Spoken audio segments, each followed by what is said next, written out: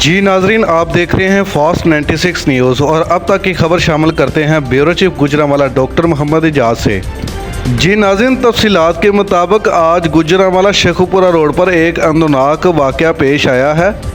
जी नाज़रीन, ये वाक़या थाना ततले अली की हदूद गांव गुम्मनवाला में पेश आया है। जी नाज़रीन, वन वे आते हुए ट्रैक्टर ट्राली और ट्रक में तसादुम। जी नाज़रीन, तफसीलात के मुताबिक जानी नुकसान तो नहीं हुआ, लेकिन अलबत्ता माली नुकसान बहुत ज़्यादा हुआ है।